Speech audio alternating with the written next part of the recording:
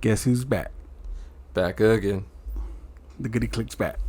So sorry for the delay, folks. Friend. Damn it, Beeman. You're supposed to keep going. I know. Oh, that's the thing? Oh. It was. Yes. But then again, I didn't establish that at the beginning. Welcome, everybody. We're back after 2 weeks. I guess technically 3. What's Right. up? Yeah, about 3 weeks. When did we do the last one? Before the Sunday? Yeah, before the trip. It was August 8th. It is now August 27th. We've been on vacation. Yeah, we did a little vacation. We had things to handle. But we're back. Speaking of, we should say something about the trip. That too. Oh, did you write that? Did you have that? No. Okay, yeah. I didn't know if we were going to talk about it or not, so that's why I just... Hell yeah. Go for it. Jump into it now. Let's do it. All right, so You we start. went to Gun Barrel, Texas. Gunboro, Texas. A place I've never in my life ever heard of until we went, or since a little before we went. Same. Yeah, which is about 30 minutes west of Athens, just about an hour and a few minutes away from Dallas.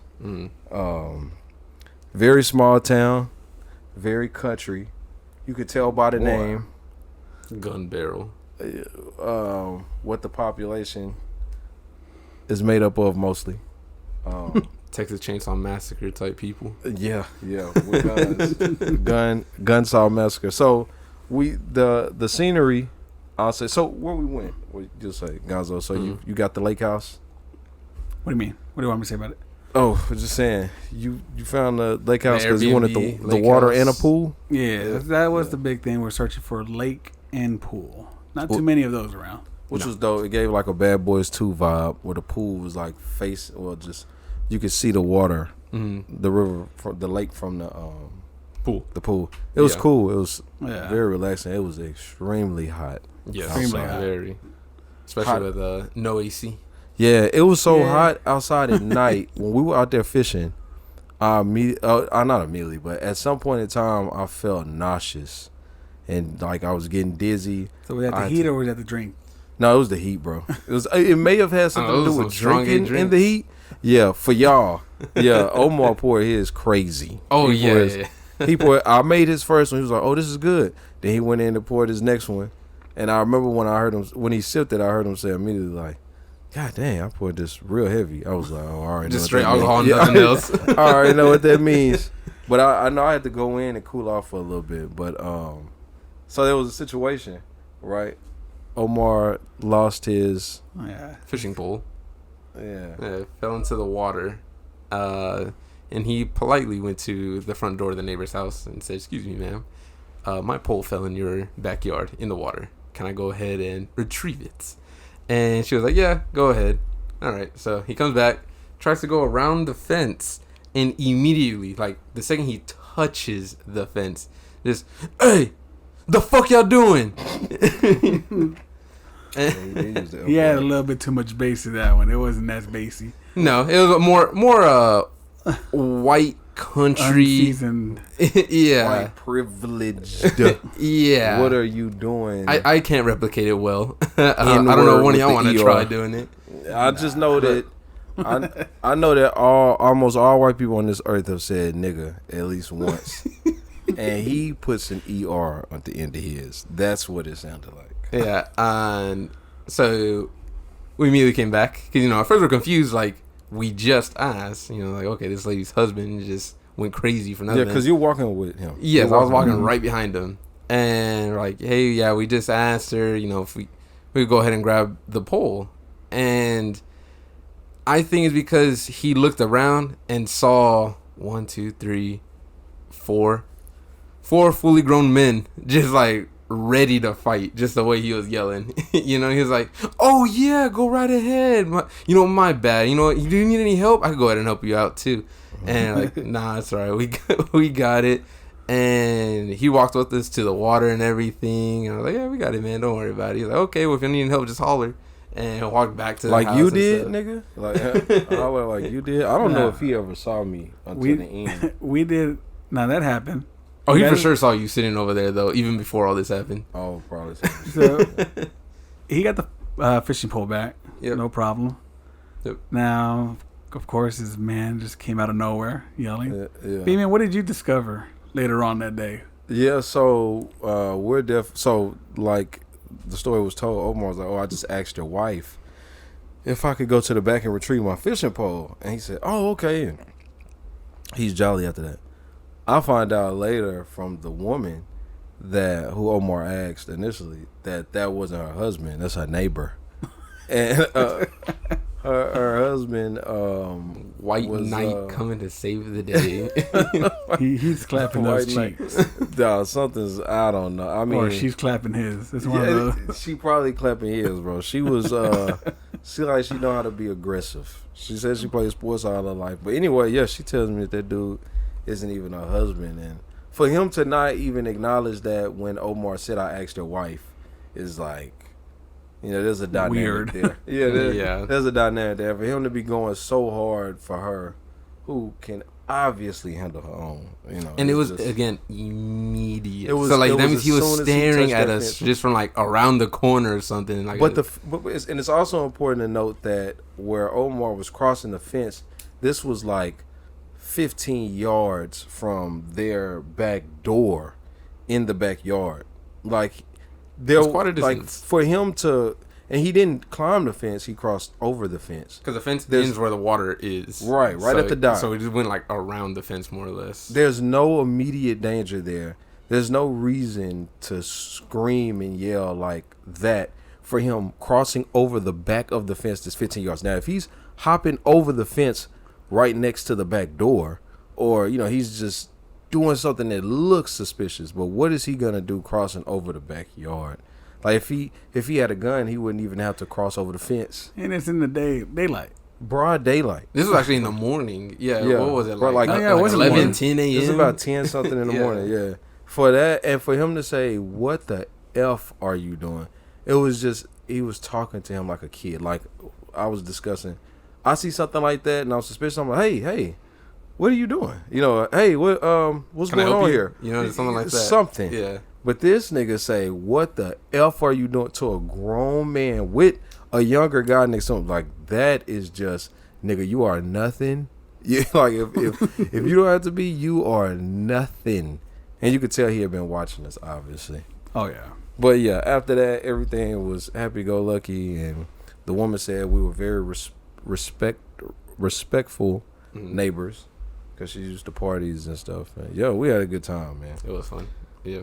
That was interesting. And this is just not long after the great brawl, the great brawl of our people in the South. I was ready to take up arms. Speaking of With that, those chairs. did y'all see how, like, number one for country music was, like, try that in a small town? And the second that brawl happened, it immediately left number one. Like, no one was listening to it really? anymore. Yeah. Because they tried it in a small town. They tried it in a small town. I did not know that. That's Yeah. interesting. So, on from the trip. What are our next points? And so what are we starting with? Sports? Yeah, Sports. sports. What you Alright, got so- in sports. Big one. What's his name? O'Hare? Michael Orr. Yeah, there we go. From The Blind Side. Apparently, he was never adopted and never got any money from The Blind Side, like movie and stuff like that, to begin with. So what is the problem? Is it so how did this come about? The movie was written by his family?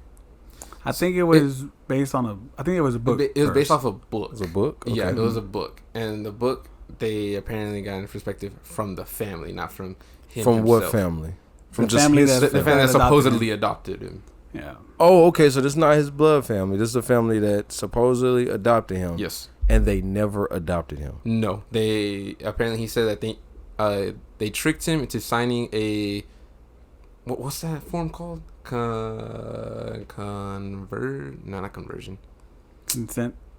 Something. I forgot what the form's called. But he thought it was adoption papers. But no, it's pretty much so that they could get the rights of, like, using his name. They pretty much get, like, the money and whatnot. So it was after the fact. Yes. Yeah, and they said that they did that in order to help him get into colleges and get into the NFL. Was this a white family? 'Cause I haven't Yes. seen it. But I was like, oh my God. Okay. And that's what gotcha. people were saying. It was like, you know, that if all this is true, then that means they made this movie showing like the white savior narrative and stuff like that. Because he even said he doesn't like that movie because it makes him look mentally challenged. When he's like, I'm not like that. He's like, I'm educated and stuff. I know what to do, and I grew up learning football. Is like, it's not like I didn't know football at all. It's like I didn't see that movie and think he was mentally challenged. I just thought he was more of a conservative. He's conservative. He just kept to himself more or less. That's what it looked like. They say he just doesn't like how he's perceived at all in that movie. And that's understandable. It is, especially with the white savior dynamic. Yeah, absolutely. That's crazy. But the thing is, like, this came out of what, 09? Like 09, 2010, so somewhere around that. Why time. say something now? Or I mean, did he ever have? How would he get his voice out there? Maybe he was waiting legally, like maybe like his attorney, or maybe no for years, or maybe no one was listening to him. That too. Maybe he has been saying it before. Yeah, now you got social media. You know, you can catch fire easily. But back in 09, if he didn't have a voice, if he was just that nigga, you know, even though I don't know, was he doing interviews then? But I was saying the movie came out. Once that movie came out, it was a big spotlight on him. It was. A lot of people knew about him. Oh, a lot of people were following him. But that's what I'm saying. Like, why? Because at that time, was he with the Patriots or the Ravens? The Ravens. The Ravens. Oh, he was he went professional to the NFL. football. Yeah, he went to the NFL. He went to the NFL. He went to, I think it's the Old Miss College. Okay. And then from there, he got drafted by the Ravens. Yeah. And he was a solid player. Mm-hmm. But that is interesting. Then why say something now? Yeah, that's just my thing. So the attorneys for the family is coming back saying like, "Hey, no, you were offered, I think like 15 million, and that he denied it." No, so stuff like that. And so I did read up on it before we did. So the studio is saying that it's false. They paid, but they deposited it into like an account that was tied to the family and to him. So it's not the family fair, probably that's took not it off. fair. Yeah, figure it out. And then the family is accusing him of pretty much shaking them down for 15 million. Yeah, that's what it was. Yeah. So it's all of this is like going back and forth more or less. I just didn't want to read into it because I was like, well, why do I care about this? But I see how interesting this is now. So it's very, very interesting. The only thing I don't understand is why they want to attack Sandra Bullock. I love Sandra Bullock. That's dumb because she's just an actor, you know. So it's not like she had necessarily control in any of this. She was just an actress until she was in that movie Bird Box. And then I stopped liking Sandra Bullock. I really am upset about her with that stupid movie. I would never stop liking her. I do like But Sandra I just Bullock. don't, like, why try to strip an Oscar from her? The thing is, like, even if this wasn't a true story, how many movies are really true stories? So even the actor that plays the football player is even defending Sandra Bullock, like, hey, you know, we're just doing our job. We're just acting. You know, we're not part of the family or anything. Or trying to make it seem this way? And they're trying to strip. So what? The movie, she won Best Actress, Best Supporting Actress, or did the movie win an Oscar for like Best Film? So she won an Oscar. Yeah, she won something for it, and the film also won a bunch of awards too. Like it was extremely popular when it came out. If they're taking something away from her, they gotta take it away from the entire film. Because I would assume, is that what they're doing? Even the guy, I think he won an award, didn't he? I'm not sure. I swore he did, but wait, crazy. Yeah, it's weird. I don't. It's hard to see who's right in this, like who's actually telling the truth. There has to be like some sort of evidence. Cause right now it's just like he said this, like, oh no, they said this to me. It's three sides to every story. It's their side, and the truth. Yeah. So until like he comes out and shows like some sort of like email message or you got my e-bike. Yeah, you know. Did you get my e-bike? The nigga Michael say transaction. I don't like liars. I know how to tell who's lying to me. I just have to find out what the lie is and what the truth is, and then I'll know who's lying. Yes, you got my e-bike. All right, so you did get my e-bike. That's ongoing. That's ongoing. Yes. Yeah, it's I think it just started last week, so it's still pretty new. Everyone's still trying to figure it out and still talking about it and whatnot. I don't think he plays in the NFL anymore, right? He's already been inducted into the Hall of Fame. Dang, he was that good? I don't think he's in the Hall of Fame, but I don't think he's playing currently. Is he? What's his name? Maybe. Michael Orr? I could be wrong. I don't know. But I swear it said something about him being Oher. I think it's the last name. Yeah. Thank you very much, because I definitely put Michael Orr Okay, Michael Orr. Is he in the Hall of Fame? National Football League, boom, boom, All American. No, I didn't say he's in the Hall of Fame. No. Oh, okay. I was wrong about that. But he doesn't play anymore, right? Oh, he won a Super Bowl. No, he don't play anymore. I think he won the Super Bowl with the Patriots. I think he went to the Patriots. Ravens. He's been around. The Ravens. Oh, so it was with the Ravens still? Yeah. Okay. Jeez. I don't know. He was just. I don't know if he'll make it to Hall of Fame. But okay, that guy. Yep, that guy. So what else is going on in sports? Keep an eye on that. See, the Cowboys got Trey Lance. Yes, the Cowboys, because it's that, and then that rookie running back that they got too. Is Trey Lance mixed? Do we know? He looks like it. He does. When I saw him, I was like, this nigga Jerry Jones won't fully commit, nigga. Ever since Quincy Carter, he is never getting an all-black quarterback. This nigga need both sides of the pot. He need a side to control. So do you think he's going to replace Dak or just be a support?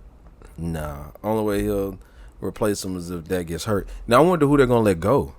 Because they got to let go of one of those quarterbacks now. Yeah, they let go of third string, Will Greer. Okay. Oh, I thought he was supposed to be playing this weekend. He was supposed to be playing a lot. That's what I heard. Let him go.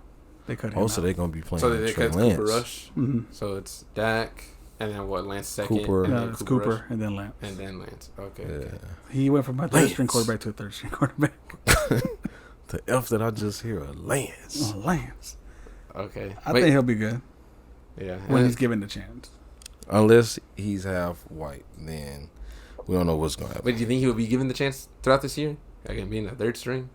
Yeah, I think so. I mean, That Cooper Rush had one of those said, terrible games, and hey, black guy, you getting hey, false Colin Kaepernick, get over here. hey, Dak looking guy, we need you to get out of here and make the Cowboys mad. Yeah, that man's mixed. He's mixed. I knew it, bro. This is mom and dad right there. Oh, yeah. Thank you very much, bro. Yeah. Jerry Jones need a side to control.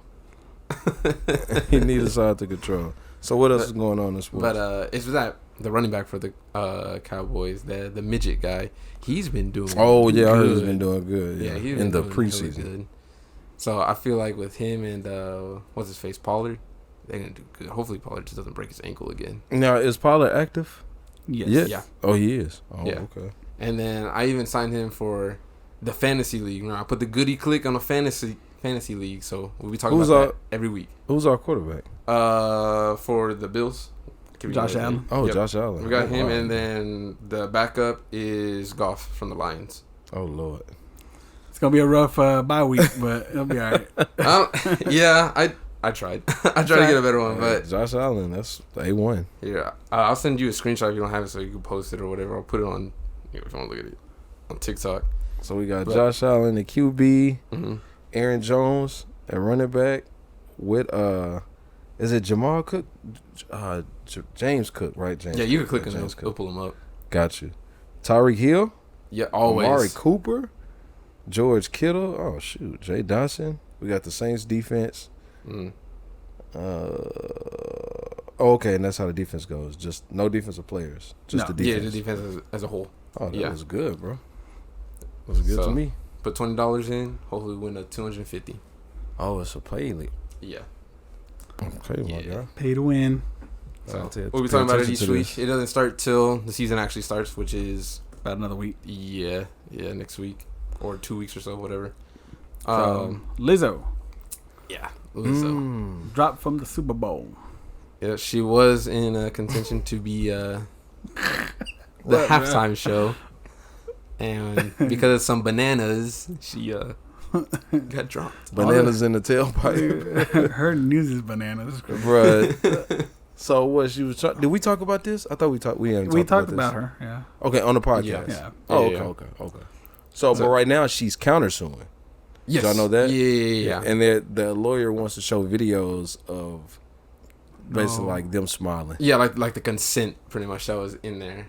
That they wanted to do that. That it wasn't. They were forced. But to you do think it's more like, I'll smile because you're Well, paying- that's what they're gonna. You know, paying that's my- what what they're paying, saying. man. They're like, yeah, it's our job. So it's like we got to get money. They're gonna so we fight gotta that. do They're gonna use what they do against men in all of these cases. The power dynamic. It's Lizzo like, get this lawyer from, nigga. Is that the What? same lawyer that had helped Amber Heard?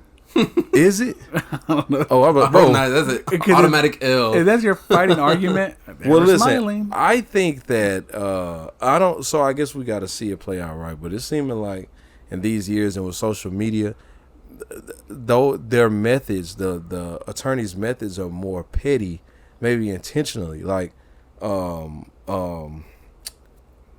boy, goodness gracious, Johnny Depp.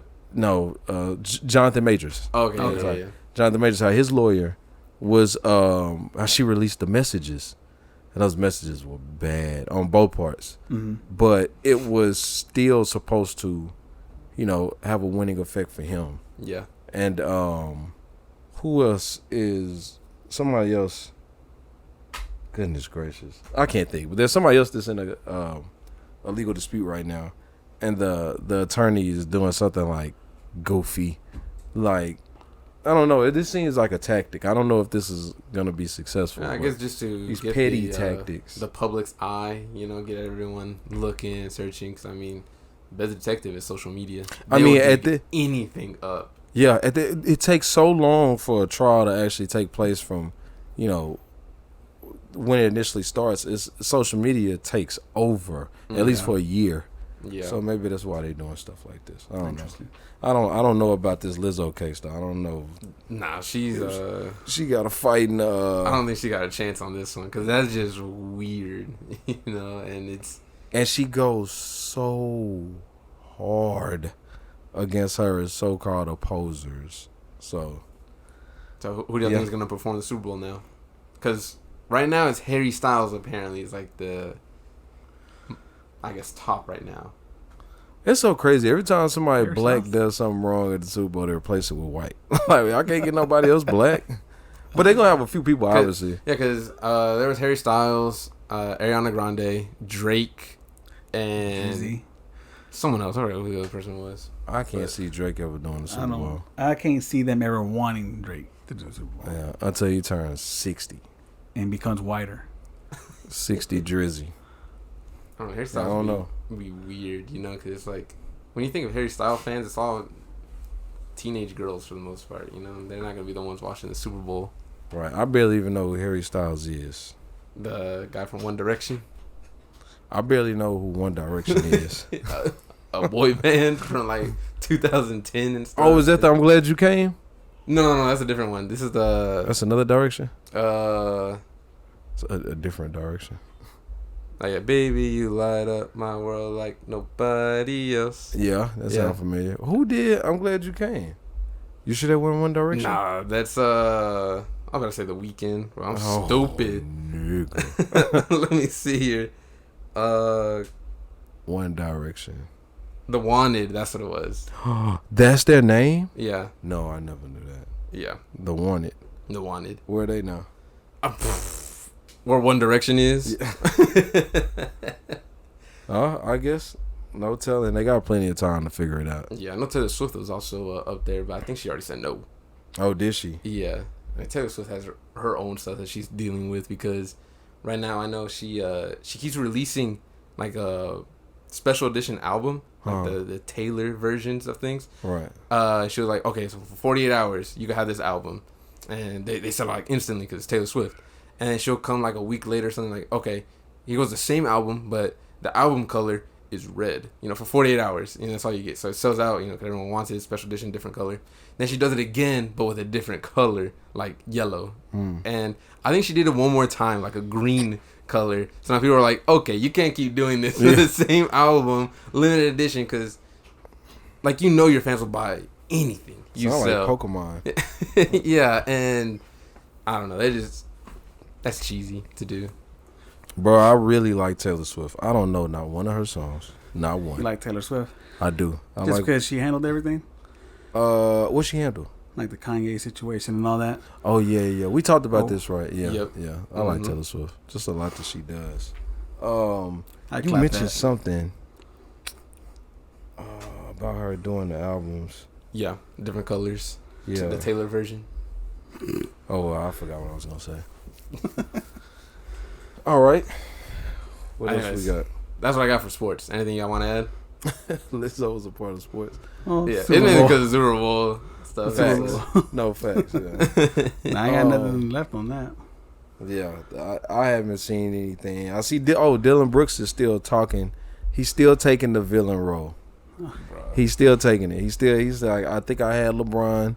I'm the best. He's killing my case. He's killing my case. See, early on, I was like, I don't think he's really like that. I think he's just. Told you, bro. He's about that. I don't know. Like, now when I see bro. him, I will always forever just have ingrained the image of Anthony Davis slapping the fuck out of that ball and then them both making like faces towards him and he just walks away. When did that happen? He said, playoffs, when he right? blocked it. Yeah, when he blocked it. Yeah, he smacked the ball, and they Yeah. both just came up to him like ready like to talk shit, and then he Yeah. just immediately just turns around and goes the other way. He getting paid.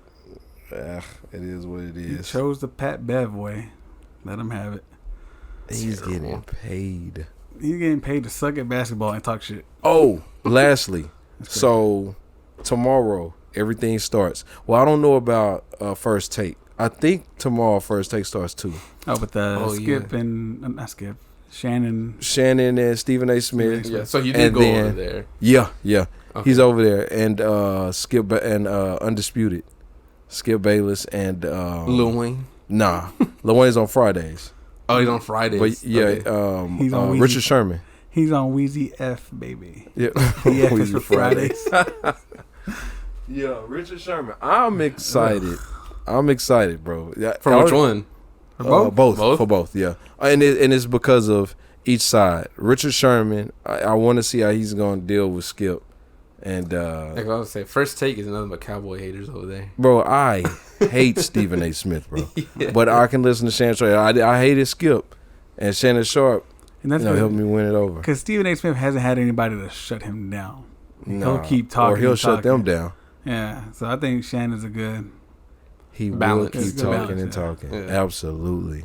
I'm excited. I don't even know what they're going to But do. what about for Undisputed? What's Now Skip's just gonna be taking charge, not letting the other person talk. Nah. So you haven't seen that argument that him and Richard Sherman had back in the day? No, well, You seen it, right? I think so. you'd have to send it to me. When he was still with the Niners. Yes. Wait. No, he was with the Seahawks. Okay, no, yeah. Yeah, he was with the Seahawks. Yeah, Seahawks. Did not. Yeah. Yeah, so they had a it was like, hey, did you ever see the one between Skip and Mark Cuban? Yes. Okay, it was similar to that. It was very okay, similar okay. to that, yeah. And he was like, I'm better at life than you. he told Skip Bayless that. That was like a big line. Yeah, that was a big line. And I haven't seen them talk since then. So they had a huge back and forth. So it's going to be hella interesting. Keep that in mind. Hopefully it doesn't get too intense, otherwise they start leaving the show. Yeah, Just well, like Richard Sherman Shannon since Sharp then did. has become a commentator, and he's more professional with it. But I mean, they're gonna go at it eventually. Yeah. Man, I hope it doesn't get bad. he likes beating up on doors. Ooh. Richard Sherman. Oh my gosh, bro, that was wild. I forgot about that. We'll see how Hopefully it he can goes. bounce back. I don't like Richard Sherman like that, and I don't Really? like Stephen A. Smith. So it's gonna be. You're gonna end up being a Skip fan. I really like Skip Bayless now. Oh no, I will not watch the show before I become a Skip fan. Really? Yeah, Bro, Shannon Sharp helped me like Skip. I got to really, bro. Skip Bayless cares about everybody, bro. He just also care about what he like only, and it's stupid because LeBron is the GOAT. But anyway, moving on. moving on. All right, what we got coming up? Games. Yep. So y'all want to talk about the last Ronin that got teased? Oh yeah, hey, I'm excited. That's all I can say. I don't know nothing about it. I mean, there's not much we can go off of. No. That trailer was very. It's pretty much just speculation Limited. at this point. But I mean, I think one of y'all made the point. I think it was you, Gonzo. Like, if they're dropping this now, I don't think we're doing the 2 years from now release thing. I think this is like something Well, imminent, like Mortal Kombat did. I have an argument with that.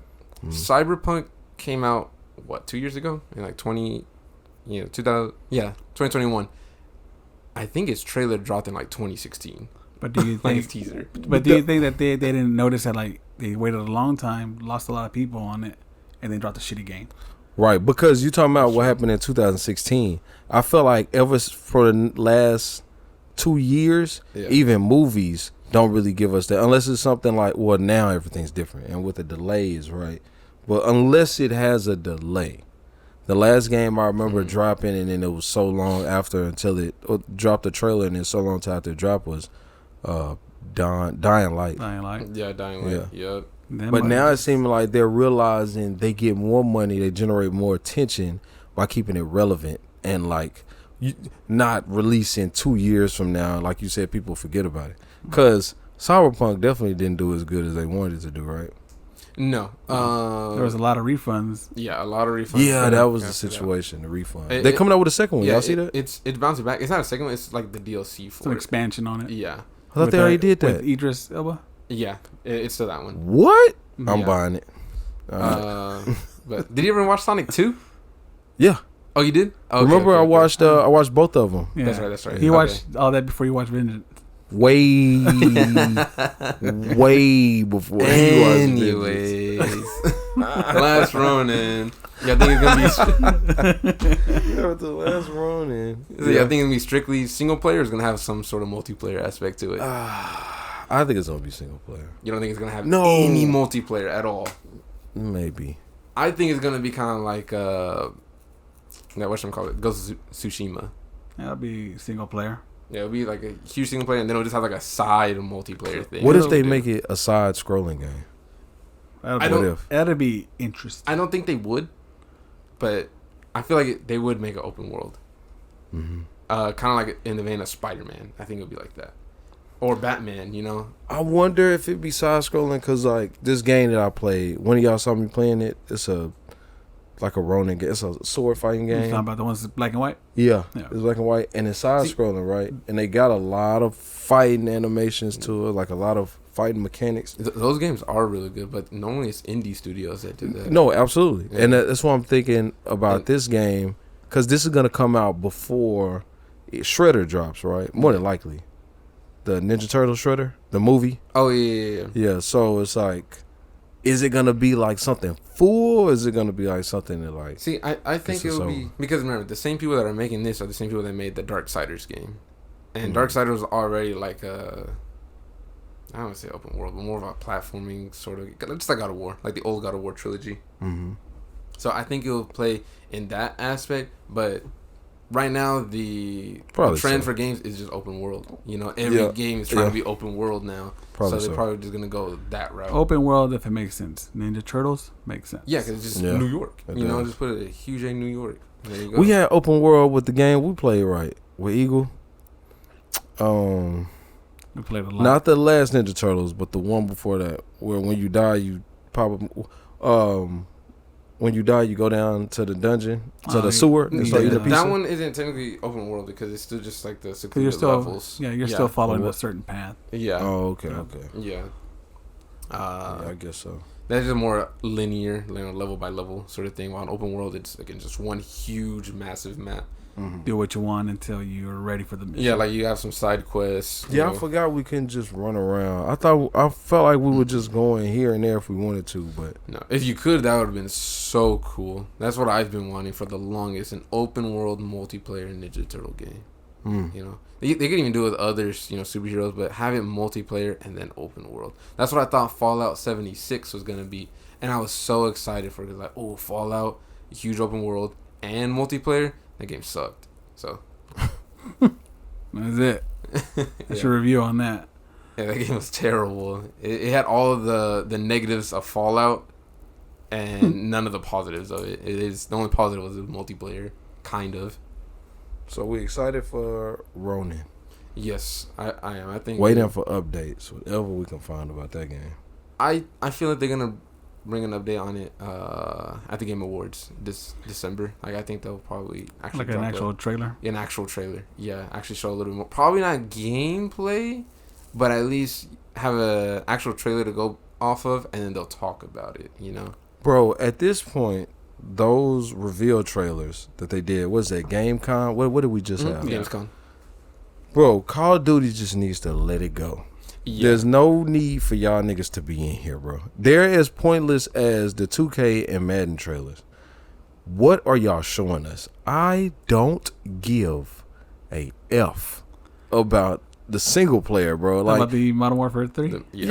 All these shows, the campaign. Don't get me wrong. Maybe the campaign is fun. Maybe. But what are you showing me? So multiplayer, based off how they said that it connects with Modern Warfare 2, because again, this was technically supposed to be just an expansion, right? You know, but they're like, nah, new game, $80, you know. So you can still use all Modern Warfare 2 guns, all like the stuff that you bought into Modern Warfare 3. So I think it's gonna look exactly the same. But they already said for Modern Warfare 3, they're bringing back all the original Modern Warfare 2 maps, like from the one from 2009, whenever the hell that game came out. So I think it's the same, just with slightly new maps and guns. But I'm saying, why not exact as Modern Warfare 2? Why not show that? Why are we looking at the campaign? What is it going to do for us at this point? At this point, now, when Modern Warfare 1 first dropped, oh yeah, whoa, these graphics look way better than that's why they PS5. show you the campaign to show you the graphics.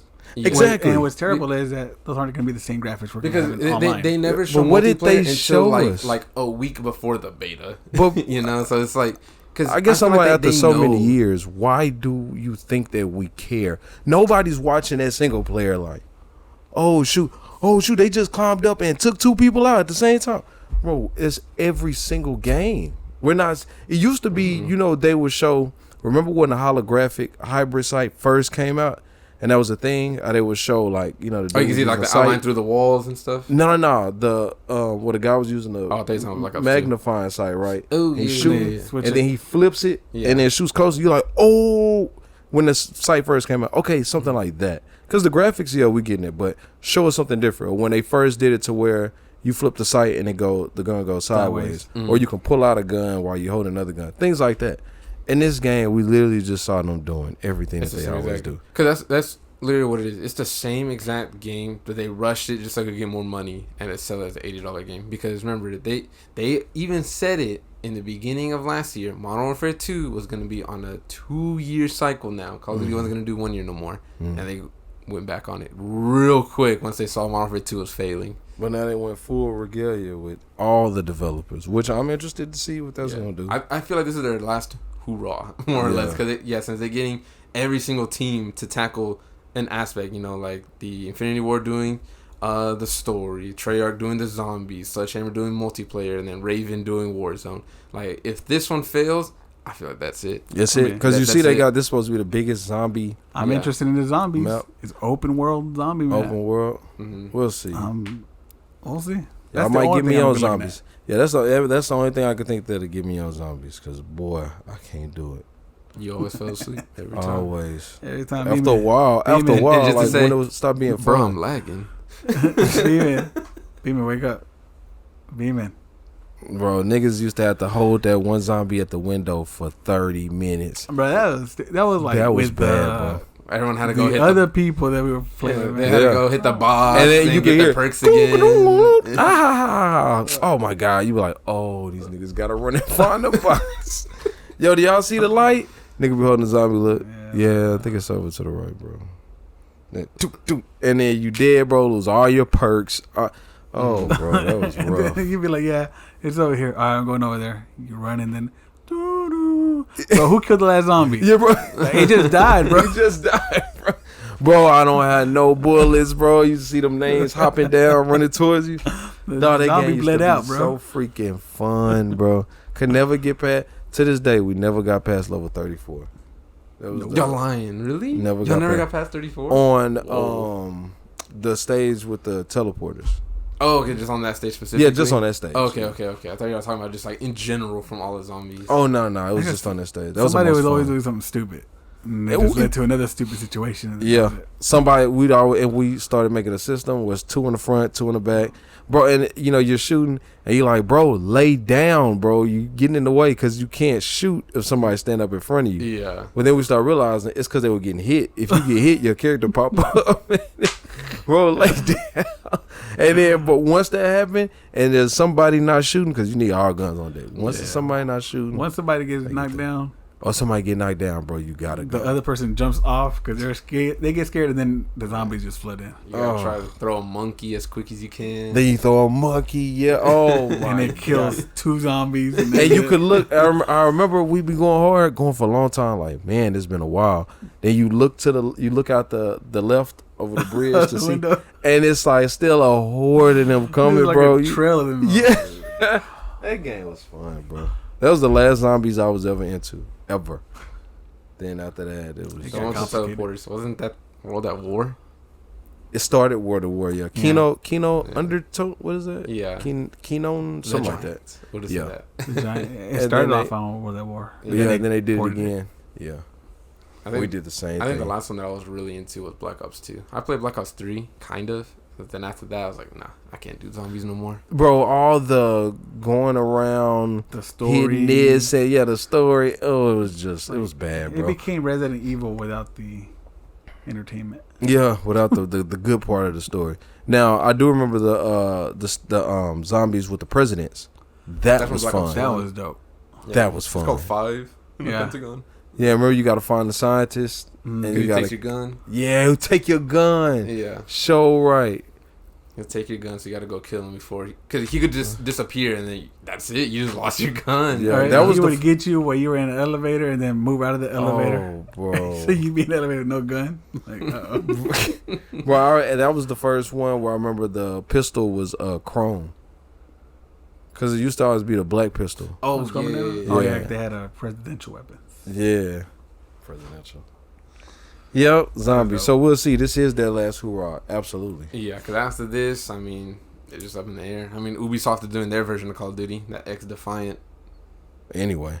Yeah. Okay. So I can keep my characters, right? My skins that I got now? Yes. Yeah. Everything from Modern Warfare 2 transfers over to Modern Warfare 3. All guns, characters, all that jazz. So if you bought Nicki Minaj will be on Modern Warfare 3. I'm going to get Nicki Minaj. The Barbs. All right. Did you hear her talking? Did you hear her lines? Yeah. This is cool. Like, God, I won't do it. It's cool though. She got her own truck. It's pink. It's all pink. Yeah. I don't know. Throw Ice Spice in there. No, I got a 21 Savage. They got 21 Savage in there? Yeah, he's the next one that's coming out. Because it was Snoop Dogg, Nicki Minaj, and then 21 Savage. That's what we... Oh, God. How did we get Snoop Dogg so many times? Is he affiliated with them? I think so. He's a favorite, bro. Snoop Dogg is just popular everywhere, bro. Yeah. I think people bomb. The third Call of Duty he's been in. He's constantly being put into it. Snoop Dogg, Nicki, they throwing in their booty clapper. Hey. That's stupid. That's 21 Savage, by the way. All right. So, Destiny, yes. Okay. So, it kind of died down with the season that just came out, and that's because, the new toy syndrome. Everyone's always excited when something new comes out. But there is a lot of hate going on with Destiny. Like, a lot of hate. And that all came, to a head when they said they never want to over-deliver on content. They said that they never want to give too much. And then people were just started clowning on them like, oh, yeah, the worst thing you could do is give us stuff that we want. The thing is, we're giving you stuff and you're still like, this sucks. Pretty much. Or this is it. Like, even if they were to give you more, you would still run through it in a fucking week and you'd still be like, oh, I want more. Yeah, and it's starting to spread to, I guess, just shady practices that a lot of other gaming companies would do, specifically like Activision, EA. People are starting to hit on those more, and then praise other games. Like, for example, one that's being praised right now is Baldur's Gate 3. Apparently, it's a super good game. I'm not a fan of the Dungeons and Dragons sort of setting and all that stuff, like how that game is based off of. But people are praising it. And a lot of developers are trashing that game, saying oh, it's because they They spent years and they had a huge budget for it and stuff like that. And so right now it's just like a huge back and forth of the quality of games and how much people should be spending on games based off the practices that certain companies are doing. I mean, the quality is going to be different game to game depending on what style the game is. Mm-hmm. Just like Diablo was a big success, but the quality looks, I don't like the way it looks. It looks shitty, it looks cheap, but it's an overhead, RPG. Because that was also part of it too, Diablo, once they started putting like stupid amount of microtransactions into it. I don't know. I highly doubt people will change the way things are. Yeah, because I mean, like, they're getting money. Yeah, they're getting money. I was just thinking. They're not going to change anything. They were on Twitter talking about nobody pre-order Destiny's final shape. Let's make a stand. Nigga, they dropped the content.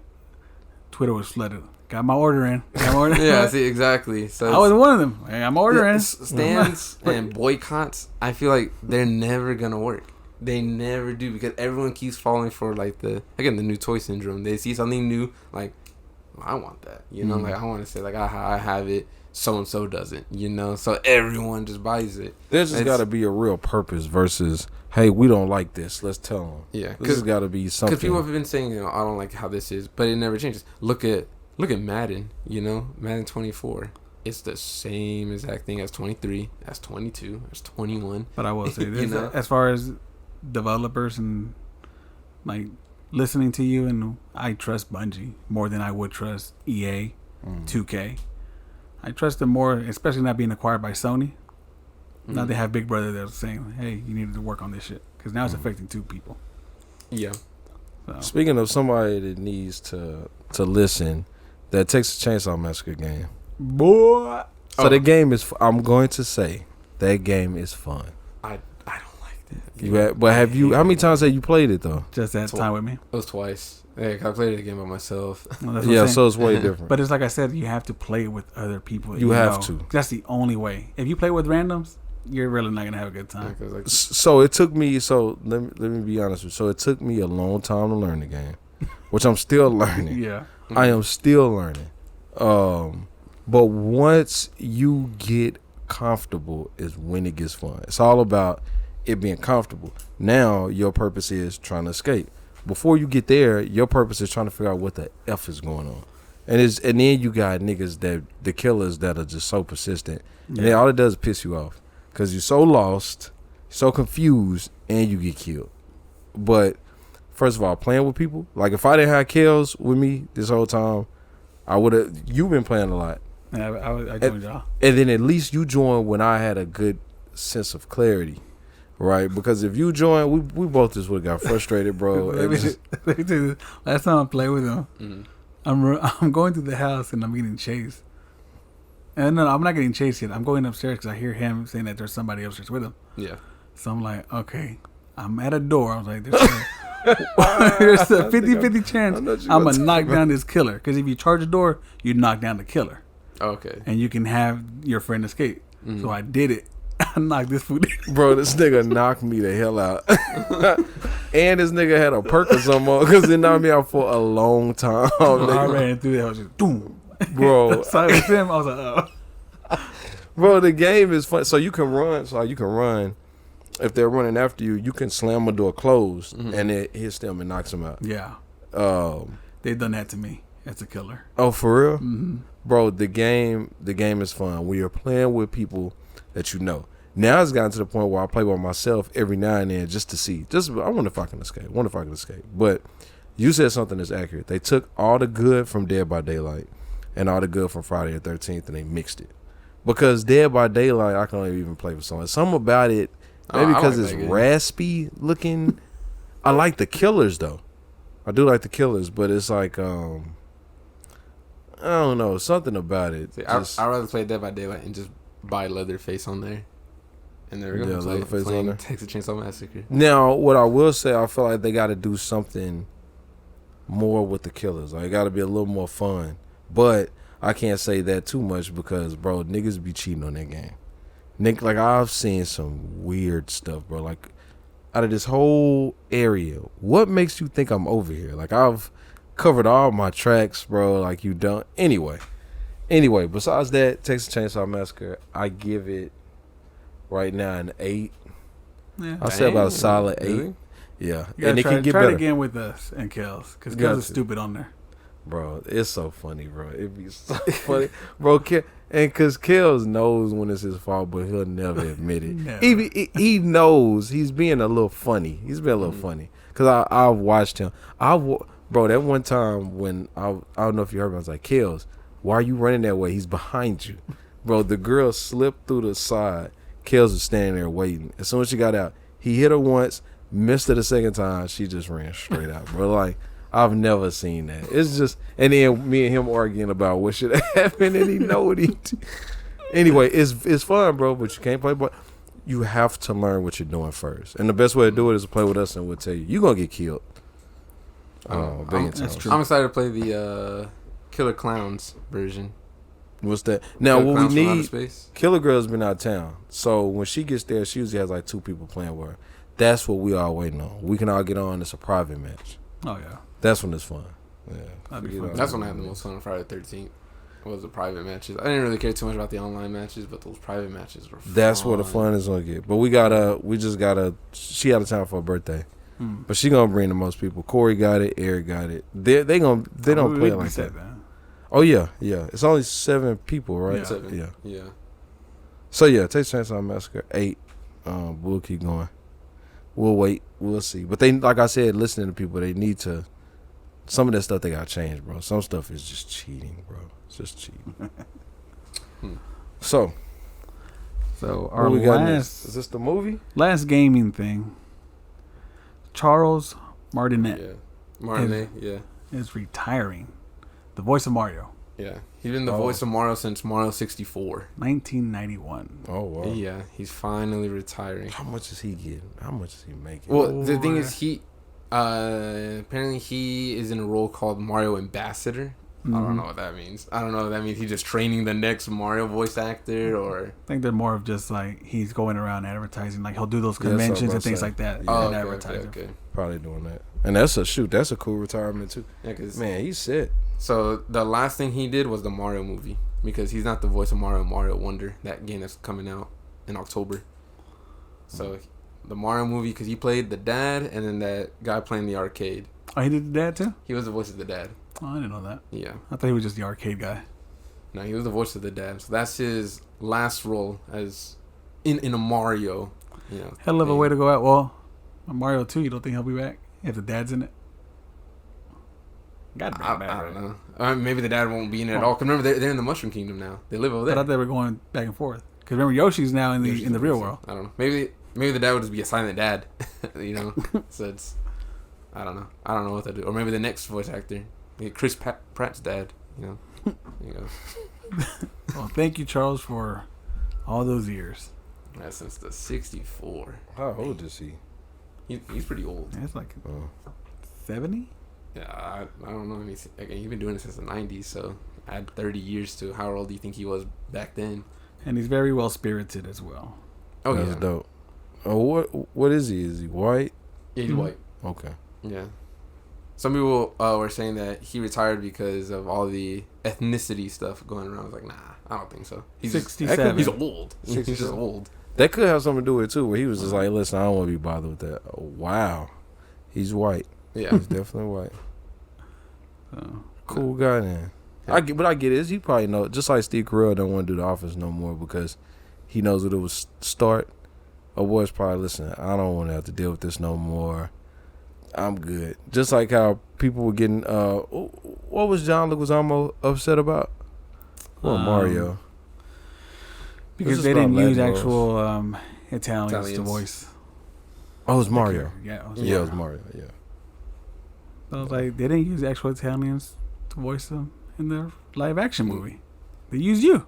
Yeah. They don't use Italians for the games, the cartoon. I like John Leguizamo though. like him. He's cool. I mean, I think there's just a lot of things that he says. I was like, well, He's opinionated. yeah. I get it though. I like him. I'm cool with him. I hate the pest though. That movie is fucking trash. Annoying. What is that? A movie from the 90s that he made. where the nigga's literally just a pest. Like Cable Guy? Worse. But Cable Guy was funny. Yeah. Like, it was entertaining. The pest wasn't. It was a comedy? Yeah. I wanted to talk about this Blue Beetle movie because there's a part that I wonder about. You want to just get into that then? We can. Then we'll just talk about the other stuff. Well, wait, no. We can talk about everything else. It just I thought about it when you said the pest. So write it down right now so you don't forget it. I got it. We'll hold that thought then. We'll just run through these quick points because it's only like 2 things. Yeah. Ninja Turtles. Yeah. We didn't talk about the movie. Yeah, we talked. Okay, we talked about the movie. Yeah, no, but it's made what, 95 million? 95 million from when I wrote it Monday, I believe. So it's made 95 million. Yeah, it's considered a flop, I guess. Yeah, a flop. That it didn't make that much, but for marketing and stuff, merchandise. Excuse me. For this year alone, 2023, they made over $1 billion because of the movie. So toys, shirts, all that stuff. Yeah, and all then the collaborations Street Fighter they do. Yeah, because Fall Guys, Fortnite, Pizza Hut, and I've bought all of it. Yeah, I was about to say, that's so interesting to me how hard they've Pizza Hut I don't know. Everybody's accepting the Ninja Turtles, the kids love. And it's because yeah, for kids, I feel like it was great. But for example, one of my coworkers, she was saying how she took her kids to see it, that her kids loved it, but she didn't like it. She said because it looked cartoony, like a comic book, and she said she didn't like it. So I feel like, I guess it's that art style doesn't really connect with a lot of people as I thought it does. I thought everyone just loves that art style, based off of Spider-Man and whatnot. But I think it's just some. Well, because you think about Spider-Man. Spider-Man didn't do as good as it was supposed to either. No. Spider-Man, Intergalactic, just the 3 movies I know that used those styles. None of them did as good as they should have done. Yeah, so I guess it's a very unique art style. I like it, but I guess it just doesn't hit the common people, I guess you could say. Yeah. It's all good. And that it just looks a little too cartoony for people. I mean, it would have gone either way, right? 1 billion? Yeah, over 1 billion, and that's just for 2023 alone so far. Because again, we're just in August, so Christmas hasn't even. Yeah, hit. Imagine Christmas and stuff like that. I gotta go watch Ninja Turtles again. Gotta support it, bro. If they break this one, I don't know what I'll do, bro. It's already greenlit for the 2-season show and then the second movie. Yeah. Yeah, but if they, I think about the first one before this, and then how drastically they changed it the second time. If they do something like that, the live action. Yeah. So you don't think that okay, we didn't do so good in the box office, but merchandising we're doing a hell of a good job. Excellent. It's still gonna. You just never know. You just never look at Ninja Turtles. They did good. The Michael Bay. Yeah. They did good. That first one, from what I remember. Yeah. And then what happened? Y'all don't care no more. But I feel like it also, the difference between that and this one is who's making it. You could tell Seth Rogen is just more into it. That too. That is true. Because I want to say the second live action one was a different director. It's a different crew. Wait. Now hold on. Did Seth Rogen direct this movie, or did he write it? Did he just write it? I think he did both. Yeah. Did he? I want to say. I think he did both. He didn't direct it. No, he was a producer, right? But I want to say he wrote it. Yeah, because Michael Bay was just the director. He wasn't the writer. Oh, okay. Yeah, no. Seth Rogen, I think he was a writer and a producer in this. And a producer. Okay. Who directed the movie? Because it was somebody else. I seen the director. I just don't know his name. Interesting. Well, it's the same point. You could just tell Jeff Rowe. There you go. You could tell who's an actual Ninja Turtles fan and stuff like that, because the other one was just for money. Yeah, at that point, he pulled people from the fucking comic, people you wouldn't. Think, that just because the other one you could just tell he just chose stuff.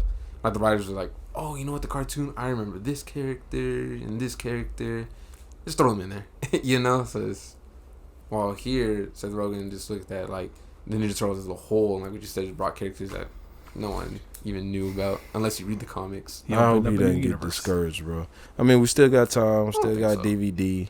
If they're really pre-ordered it. Oh, you can pre-order it? 4K. I'm doing it too, bro. I'm supporting the hell out of this. You don't want to wait till they show a maybe like a collector's edition. Well, You're gonna get that too. When the movie drops in theaters, they release the pre-orders for the DVDs. So I got the steel box. Steel box. I gotta do that. How did you do that? It's on Target or Best Buy. I think they both have them. Or like what you said, just go see the movie again. You know, like I'm doing both. Just take some friends, some family members. You know, like I'd watch it again, but I want to watch it like on the high definition screen. Nope. Yeah, because now I'm so timid about like now. Like when I watched I watched Ninja Turtles with y'all. When I went to go see Blue Beetle, I didn't care where. I just went to go see it at a movie theater. I didn't care about the XD and nothing because I've been disappointed the last 3-4 superhero movies we've seen where the volume is too low. Yeah. So I'm like, I mean, I'm not. Even though there was some music in Blue Beetle, I was like, well, was it Blue Beetle? I watched something where I was like, man, what would this have sounded like if I was listening to it on SDX? Yeah. So if it was actually working. All right. So we're good with that. Barbie surpassing Mario. Yep. Mario was the #1 movie. With over 1 billion. But Barbie is going and going and going. Like it's just nonstop. And I think they're even gonna re-put it in IMAX, like on September 1st or something like that. And Barbie's that movie that like, ugh. Bro, y'all talk about somebody getting paid. Whoever was over the promotion for Barbie, that promotion team, yeah. It's a dog. They going down in history. Them, bro. I went to bars and they were themed all Barbie, dressed like Barbie. Yeah, the waitresses were dressed as Barbie. The men were dressed as Ken. That was at the Star. I also feel like Barbie is also one of the easiest things to market as well, because I mean, since Barbie's been around for so long, there's already just a lot of Barbie marketing in general. You just reuse some of that, kind of spice it up a little bit from the movie, and there you go. But they went a different way with this one, like because even at the beginning of the Ninja Turtle movie, they were marketing Barbie. They were you're right. When they were like Ninja Turtle toys with the Barbies. Yeah. No, they hell of a team. Yeah, bro. Then you talk about collaboration. Like then with the Oppenheimer, nobody give a F about that Oppenheimer movie, but niggas did because of Barbie. Barbie was really carrying Oppenheimer. The same thing happened with games. This is when COVID first happened. You know, like lockdown happened in March. On March, 2 games were coming out on the same day, and they were just drastically different. It was Animal Crossing and Doom Eternal, and everyone was just putting stuff. Just like with Oppenheimer and Barbie, they were putting Isabel, one of the main characters from Animal Crossing, with the guy from Doom, and it made both of those games blow up. Like both of those games did so well because of just all that stuff, and then also because of COVID. There you go. It's like Kanye West and 50 Cent. 50 Cent is Oppenheimer. Kanye West is Barbie. Yeah, when they had that challenge. Yeah, was that 2003? I think. No, that wasn't 2003. It was 2007. It was his graduation album. Yeah, right? it was 2007. Yeah, graduation and. What was 50s? Was it that the Massacre one? One of the Massacre was the one after that. The one after that one was Get Rich or Die Trying? Nah, that was the first one. No, that was the first one. Well, no, it wasn't the movie? The soundtrack for the movie? Speaking of 50 Cent, you think you saw he was going to be in Expendables? Yeah. And how he was clowning on his own promotional poster? Bro, he looks stupid in that poster. Yeah, he even said it. He was like, why look like my head not even attached to my body? It don't. It's going over to the right. It looked like when he was hanging upside down at the Super Bowl. Bro, I forgot he did that. What was the name of his album, bro? 50 Cent album. I'll find it. $1.50, bro. People are so stupid doing that.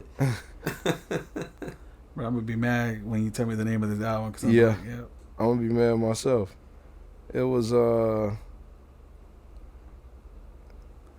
Curtis? Oh, yeah. That was it. Yeah. Was it The Massacre or was it Curtis? It was Curtis. The Massacre is the second one. Yeah. Fucking shit. It was Curtis. I'm fine with not remembering that. Yeah. All right, so Blue Beetle now, right? Yeah, just Blue go Beetle. to Blue Beetle. Well, I was taking notes while I was watching it. All right. So was Yuki. I was taking mental notes the first time I watched it. I was taking actual notes the second time I watched it. Oh, so okay. just to be clear here, spoiler alert. Mm-hmm. Please fast forward to the end of this episode if you don't want to hear it. But spoilers all around. What was on? Mid-credit and end-credit scenes as well.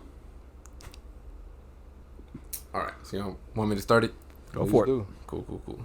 So, superhero movies have been coming out left and right, nonstop, and it's hard being excited for superhero movies at this point. Once they announced Blue Beetle, my first thought was, man, another superhero movie. And unfortunately, this came out not only during the highest point of superhero fatigue, but right off the heels of terrible superhero movies like The Flash. So my expectations were fairly low, and I get extremely critical when it comes to movies using diversity as its selling point. A little side note, a movie can be diverse without it being a selling point, like Ninja Turtles. But Blue Beetle was something that I always thought needed more recognition, considering it's DC's version of Spider-Man, and Hispanic-based characters in movies never get the spotlight unless it's Day of the Dead. So it's nice to finally have a superhero movie that is targeted for us and Hispanic kids to look up to. So, family's the main point. Should have had Vin Diesel for how focused family was in this movie. And as someone who comes from a very close-knit family, they really nailed it. Just like the character, I too grew up in a home with parents, siblings, grandparents, and an uncle all under the same roof. How everyone jokes around with each other, making fun of each other, is very real. The swapping from Spanish to English is also extremely common, especially with the adults. Something I also appreciate is the nicknames as they talk. For example, the dad calls Jaime Flaco. Nicknames are just part of growing up in a Hispanic household. For example, I was always called Weddle, because white. All the references to Hispanic cultures were spot on, and you could tell just from the reaction in the theater. Some people just kind of stayed silent or a slight chuckle because they heard other people laughing. Like when they referenced the novella about a rich guy and a poor woman, in Jaime's instance.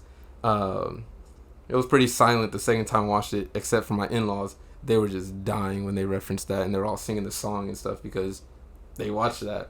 So it really is a movie made for Hispanics to fully enjoy. The acting, I believe his name is pronounced Zolo, the guy who plays Blue Beetle. He proved to be an exceptional up-and-coming actor from his performances on Cobra Kai and now here. He gives off that genuine, goofy personality that made the character come to life. The dad, I'm going to assume he's already a father because he nailed that as well. Reminded me of my own grandfather from the mannerism, speech, and care that he gives for the family. I even felt something when he passed and gave that speech in the afterlife. The villain, Carapax, was an exact copy of Iron Man 2 villain. I forget what the Iron Man 2 is. Yeah, pretty much an exact copy from the same tech, similar motives, those goofy whips. Lost at first, but then came back stronger, and then died by blowing himself up. I believe he was a decent villain because he was just suffering from kidnapping, even slavery to an extent. Try not to show too much about family, pretty much being the opposite of Blue Beetle, but deep down, he was also doing it for family too, just the one that he lost. George Lopez, he was a hit or miss at times, but I will say, one of my favorite parts in the movie is the talk that he has on the roof with Jaime. I had a similar conversation, with people in my family based off of things that I go through, and how I have my own unique struggle, and that I have family behind me through it all. That each of them had their troubles in life, and they made it being here because of family. That really hit close to home for me, and George Lopez really sold that talk as if he actually had that feeling himself at some point in his life. Now, this movie definitely was not perfect. Staying on George Lopez, a lot of his jokes felt forced, but I think that's for most comedians in movies anyways. Victoria Cord, I forgot what the actress name was, and I forgot to write it down, felt so plain and generic that she didn't even have to be there. Carapax could have done everything by himself, and it still would have made more sense. She just felt useless to be there, as if they just wanted a white person to be a villain. And the grandma, she would have been fine, but they gave her a nonsense revolution backstory. There was no reason to add that, so it just made something that could have been a simple joke into something so annoying that just got dragged out for the entire ending. Let's see, the music. I think the music was pretty good. A lot of those musics, I hear a lot. Again, it made my wife just say, man, I'm back in middle school listening to these songs again. So I feel like they hit it with that. And then the score, having that synth sort of vibe, from the 80s and stuff. I felt like it was pretty good for that as well. So Blue Beetle was a movie that had its focus on family, which was a good change of pace and really performed for the Hispanic audience. It had its hits and misses on some points, but in all, it set out what it was supposed to do, and it even got me to watch it twice. So I'll give it an 8.5 out of 10. Nice. Okay. So, I don't know if y'all want to add anything to that. You sure you want me to go first? Sir Beeman, for sure. All right. So I want to say this. Two things first. That I know for a guaranteed fact now that based off your judgment of this movie and The Flash, that you can be that your judgment on The Flash was biased based on being a horrible person, which I won't contest. But The Flash was at least okay. So in my opinion, The Flash was at least like 4 times better than this movie to me. Now, there's another thing that I thought about immediately while I was watching this movie. There's some things that are just not gonna be as relatable to me as they will be to y'all, right? Just like if I'm watching a movie that I feel is like puts black people on the map, or it's like, oh man, that's how we do it. We really do that, right? Like this, I took into consideration. This is one of the first times we're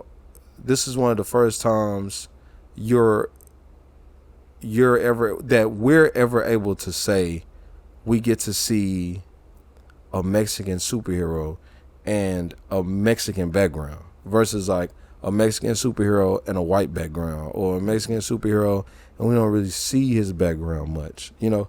Yeah.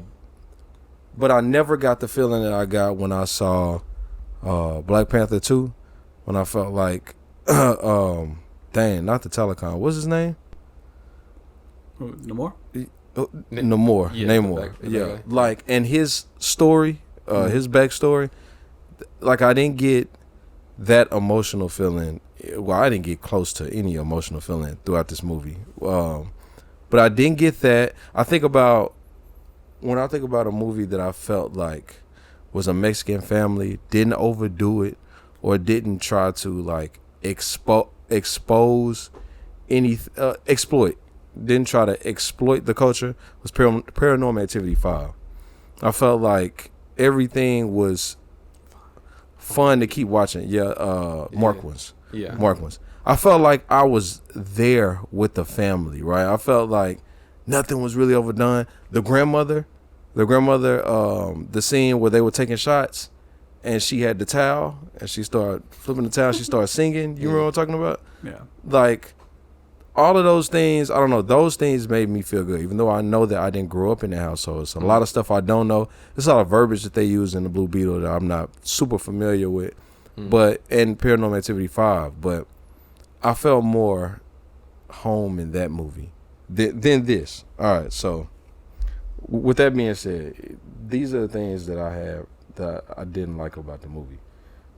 So to touch on the grandmother initially was my favorite character in the movie. Yeah. And then they just had her doing way too much. Yeah, that's what I was saying. Yeah. When she first was like grabbing everybody together, and it's like, listen, it was like, she said she had like a little speech, and it was like, whoa. Now she said something else to fast forward. She said something very end that got me too. When they finally got done with everything and she got everybody together and she said, now we cry. Okay, then I maybe, like, if there was any emotion I ever felt in that movie, it was that part. When she was like, now we can grieve, right? You know, like, dang, that was just real. That's for anybody's grandmother, right? That's holding the family together. That's what I was looking for. Like, okay, even if I don't understand the culture 100%, I still need to understand the emotion, the direction, and the reason. You know, anybody in the world can resonate with that, no matter what language a film is in. I didn't like her after that. Like, after they did all the, like, bro, the revolution stuff. Oh my God, she like, had the gun for just then how she's moving so methodical now. Even for them to even think Like, yeah, let's get together and save him, and then old girl just happened to have a shit. So anyway, all right. So I'll move on from that. So, one of the things I wrote, I understand why people have been so tired of superhero movies now. And they're like, oh, it's another superhero movie. Because we got to sit through and watch the corny relationships build. Like, for instance, I thought the relationship between Blue Beetle and his sister was corny. I thought how they started showing them at the beginning, their dialogue, it felt just... This movie to me was an exact replica of what's the Rings? The Marvel movie with the rings? Shanghai? Shang-Chi? Yes. Yeah, Shang-Chi and the Seven Rings, something like that. Yes. Him and the girl that was following him throughout the movie. This was the exact same thing. Like the exact same not storyline, but just the formula. The formula was exactly the same. How she was acting, the joke she was making, how he was responding to it. Like, all right, so what else? I put their holes on the side of the oh my god, the effing scarab. And the actual beetle? The beetle. When she put it in like the burger box, like bro, there were holes on the side of the box. Like bro, I can't carry a Popeye's chicken box and not see the chicken in there. He was literally carrying that box from there all the way home and was like, I don't know what's in it. I have no idea. Bro, like, you do this, like just things like that. Like, bro, okay, I get it's a movie, but y'all did y'all really want to put that in that box? There are holes in the box. So, okay, that pissed me off, right? So, to go on to bigger things, what's it? Just that's the most important thing, bro. The how she got the was it? No. How she got the watches, that they wore towards the end. Yeah, the key. Yeah. This 2023, they're in a state of the art facility. She's in there picking locks. What is going on? Well, everything in there is airlocked. Like, it's like electronic doors. But when she has to go get the watches, she's picking a lock in a file cabinet. What? I'm like, bro, like things like that, I kind of is I don't know, bro. It's like, okay, we got a superhero movie and then y'all give up. Like, why are we going back? The most old school thing about this whole movie is the villain.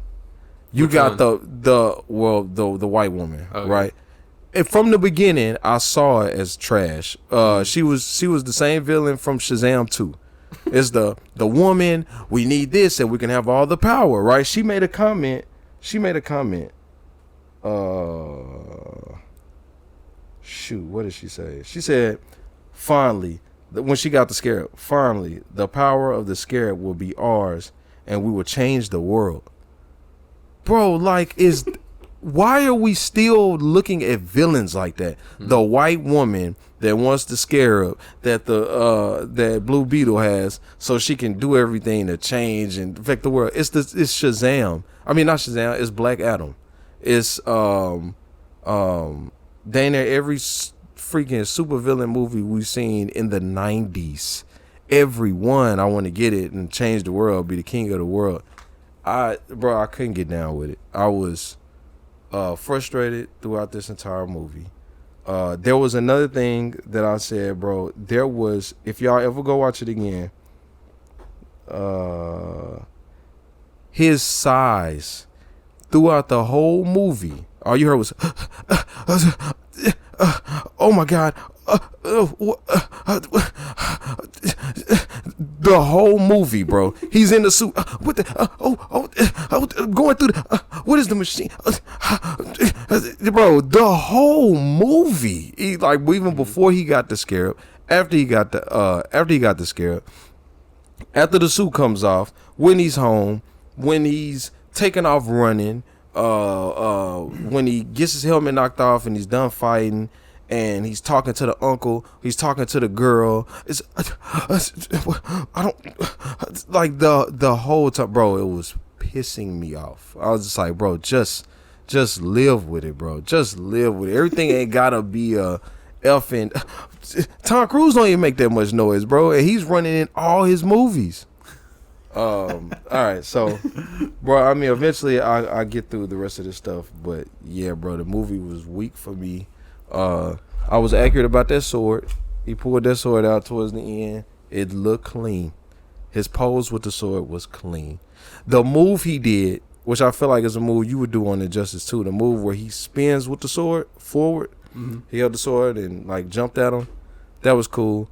I didn't like the second villain. I thought he was hella corny. To just be following her around.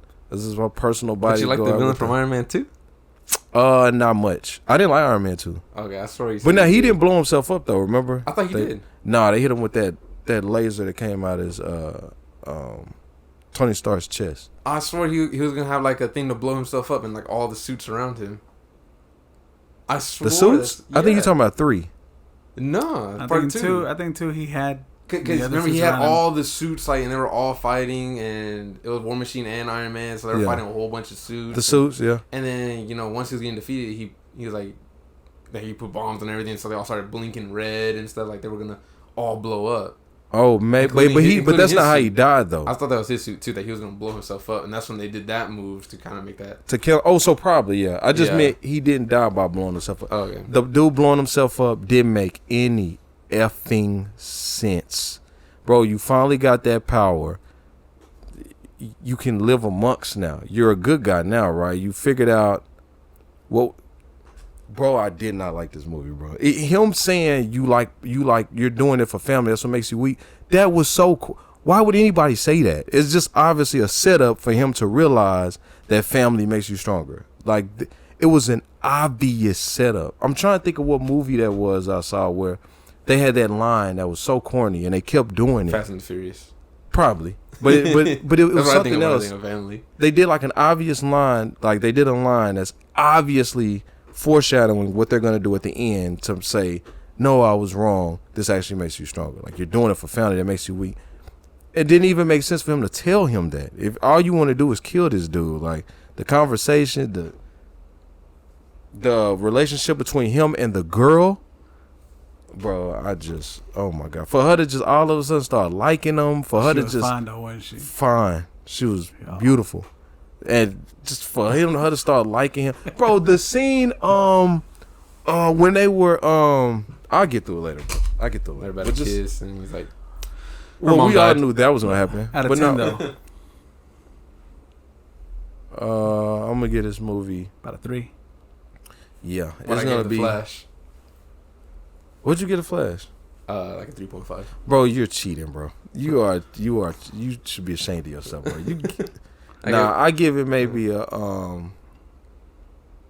yeah, bro. Like I never watched this movie again. I don't know about a 3 because y'all seen the movie Bright with Will Smith. Mm-hmm. It wasn't that bad, but it was close. It was making me feel like Bright. So I guess the California like look. Maybe like maybe like a 4.7. 4.75. 4 3/4. I give it 4.7. I was extremely disappointed, bro. It was worse than I thought it was gonna be. Let me say that. Mm-hmm. Interesting.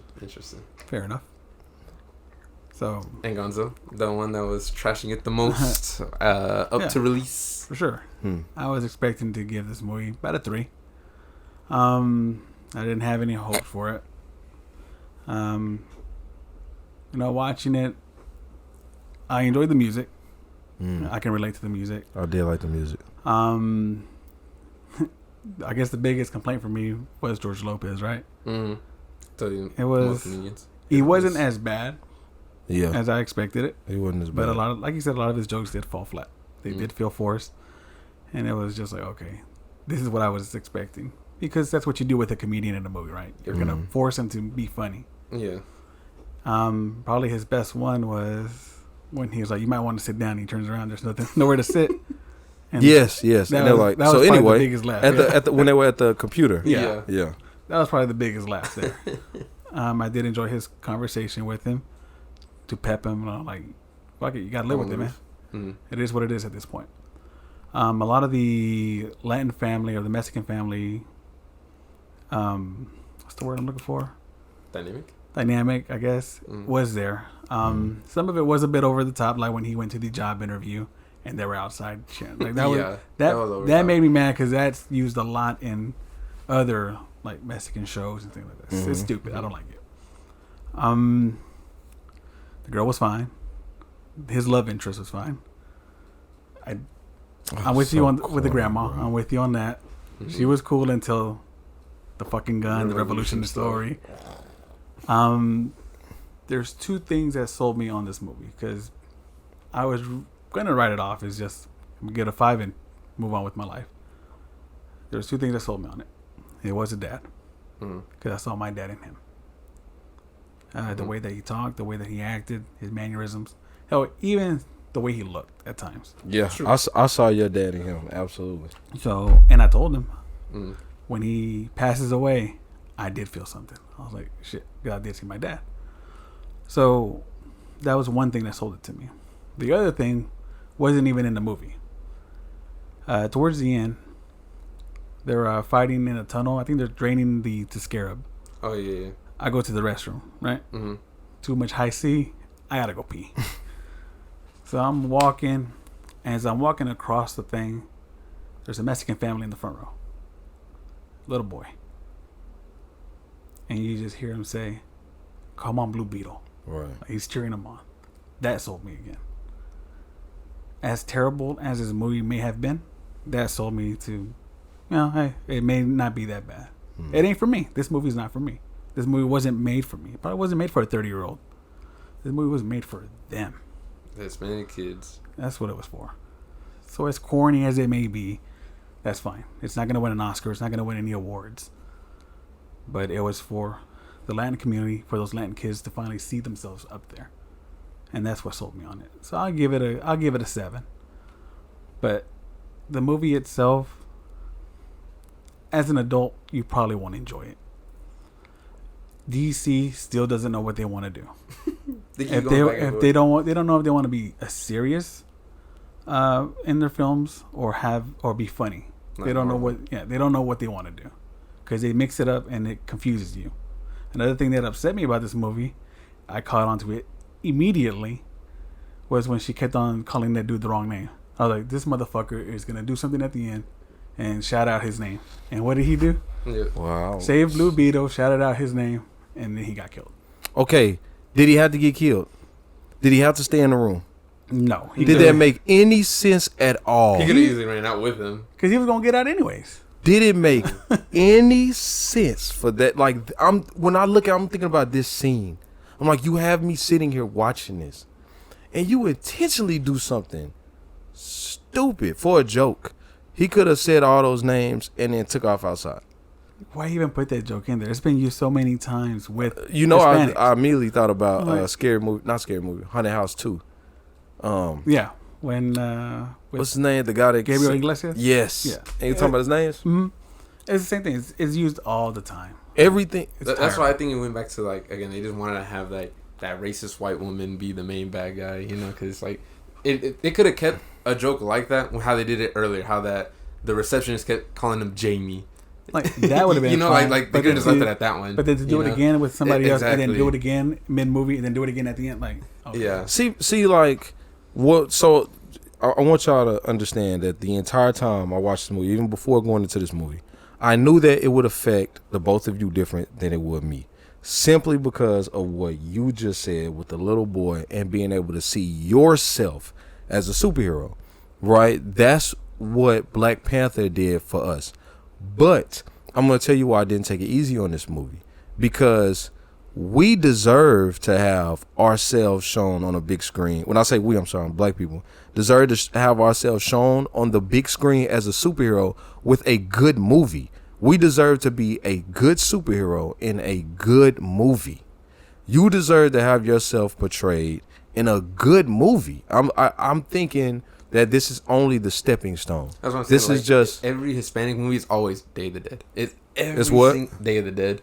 Right. Every Hispanic movie. And you finally you finally break like those restraints, right? And I'm thinking maybe this is only a break, and then you have a good movie coming soon. But I look at Paranormal Activity.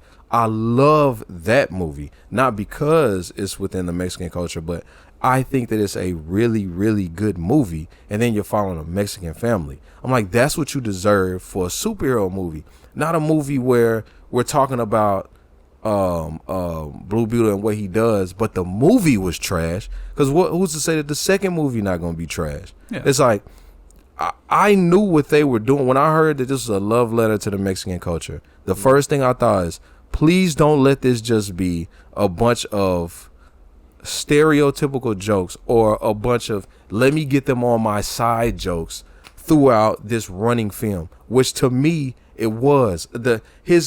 I think about Black Panther, him and his girl, I can't think of her name, but Lupita, right? They look like they genuinely loved each other. We deserve that. We deserve to see our superhero genuinely in love, and if he starts a family, we believe it, right? It spawned from that, not just spawned from oh shoot, I just ran into you. Here you go. I done talked to your family. Now I'm in love. Now I like you. Now I care about y'all. She could have just been gone. Like, for her to be sticking around, it was just to be written in there.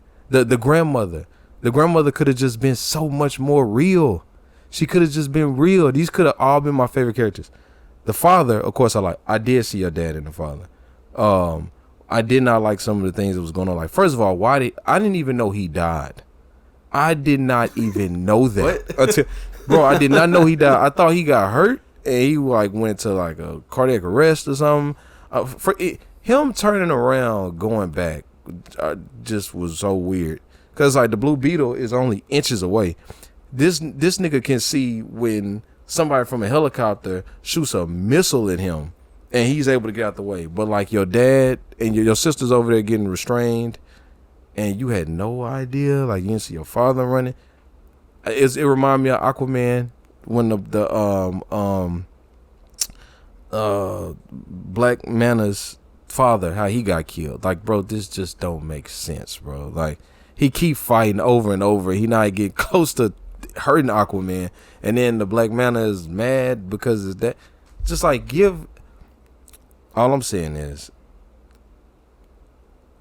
everyone deserves a good story, a real story. I felt like they cut it short on this end, but I knew that there were things I wasn't going to be able to relate to, because at least you get to see a Mexican family and a little kid seeing himself as a superhero. That's why I'm so big on, like, oh, the black character on this game with Idris Elba on Cyberpunk. Yeah, I'm buying it. Because how often do any of us get to see ourselves as the main character of anything? For honor. Look how long, bro. Both of us. We're the help. We don't even have a name for our group, bro. Like us, the black guy, the Mexican guy, the Indian woman, and the pirate that may be a woman, maybe a man. We don't know. I don't know. But we're the others. So anyway, I have to put that exclamation mark on that I really understand what this movie can do or what it can be doing. Maybe it's just because it's just the fact it's DC right now, since DC is such a bad spot. And maybe like once DC figures something out and they get the ball rolling and start actually performing like good movies again, maybe that's when we can actually get like a good Blue Beetle Part 2. Because obviously there's gonna be a Part 2. They already teased it and stuff like that. And that I think a lot of people like this movie. Yeah, that he's the start of the new universe that they want to set for DC. So maybe with James Gunn now handling it, maybe it'll be better. But it's like you said when you were like, they don't know what they're doing. Yeah. I've heard that it's possible he's not, Blue Beetle isn't a part of the new DC James phase. Gunn said it is. James Gunn said it was. He said he was. Right. But then I saw an article where they were like, it's still not completely confirmed. Or like, it's more so James Gunn wants to make Blue Beetle a part, I think but they don't know. The end credit scene, I was watching it. I said it. I was like, you know what? He's in space. The first thing I think of, superhero in space or villain in space, Green Lantern. So that's why I told him. I was like, how much am I betting me like Green Lantern? And he said like in the comics, the people fighting like the scarabs are the Yellow Lanterns. So it's kind of true. So maybe this is how it's gonna connect. Maybe they'll finally have the Black Green Lantern at some point, and it was just connecting to the story. So the very last cutscene, I wanted to ask y'all about that too. Oh, wait, before I do, let me tell you something else. End credit? Yes. There was nothing to it. I was upset, bro. I was it's like, just a show. Nick, because you're just waiting. Because I know they teased it earlier, and I knew that was a connection because there were a lot of people in there that were like, "Oh, yo, I used to watch that. Oh, they put it in." It's a very popular show. Yeah, just like when they put the Lego Spider-Man in Miles Morales, the geeks that were going crazy, they geeked out over this one when they showed that cartoon. It's but nothing. Bro, I was like, "Excuse me, nigga." I waited 5 minutes standing up in the back of the theater. It would have been the same reaction if they showed like El Chavo or something. You know, it's just an old show that's really popular. That's it. Yeah. Okay. Lastly, let me say this. Another thing that got to me with the movie. So the whole time he's themed, I don't want to kill. I don't want to kill. I don't want to kill. Right. And the suit is ready to kill. Right. Like that's what's going on. Why all of a sudden was the suit telling him I'm not? Because it connects to his brain. Because they were connecting as one. Yeah. So at first the Beetle had its own mind. Right. You know. See, like Venom. You know, like Venom has his own agenda. Right. Like then once he's with symbiosis. Yeah. Then once Eddie, he starts learning like how Eddie acts and stuff like that. So they become one. So that's how it was. Like it was ready just to kill him, but then he started getting just like Jaime and. But why was he not aware of? I guess is that supposed to be an anger ploy? Like we just like what they did on the last Spider-Man movie, not the Miles Morales one. Just like Tom Holland. Oh, absolutely. How he was about to kill Green Goblin, and it was the other Spider-Man that stopped him because it was the same thing. He's like he never wants to kill, but he was ready to kill Green Goblin because of Aunt May. Yeah. Aunt May. So I wrote that down. That's exactly what I wrote down. That here's 3 to 4 superhero movies we've seen use the same exact ending and the same exact results. The Robert Pattinson Batman movie, when he shot himself with the adrenaline, and he goes over there and all 3 times they are wailing the hell out of these niggas with fists to face and the ground. And I mean, it's like, oh shoot, they getting all out. And then once they done, the most you'll see is like some rosy cheeks on the villain, and they still conscious. They still like aware of what's going on. They're still well and alive. So we gotta see that through that. Then we see it through Spider-Man 3. Then we see it through this one. He beating the hell out of that dude, and that nigga just stood right back up after that. Like, what? PG rating. But then why do that? Why wasn't it just like one punch? Maybe it wasn't. Maybe it wasn't that hard. The reason why he got back up is because he was restrained anyways, so he couldn't even fight back. But he was. What I'm saying is like, if you throwing all these fists to somebody's face up against the ground, why even show us that it was that much aggression if it did nothing? Like if he punches them regularly while they stand up, he's gonna fall up against the wall. You know, when they were fighting each other. But now you got this dude dead to rights and you pounding on his face, no homo. And then pause. Sorry. Pause. And then all of a sudden he's back up and conscious and just ready to go. I'm like, dog, where are y'all taking this stuff from? Y'all all like stealing from each other when y'all write this? Of course. It just got me out of the mode, man. I don't know. Listen, we critique movies. I'm critiquing this movie. There are a lot of things that I found with that. But if y'all ever see it again, please remember that. to any fans of the show, so now you know. If you like The Flash, you're more in tune with Beeman. If you like Blue Beetle, you're more in tune with me. We gave complete opposite reviews of those movies. Yeah, I wonder how I was right in the middle for both. I wonder how Blue Beetle is going to do. I know it's doing well now. I'm sure it's gonna do well. I mean, look, if you haven't seen it, go watch it. Especially Hispanics. Yeah. Go support it.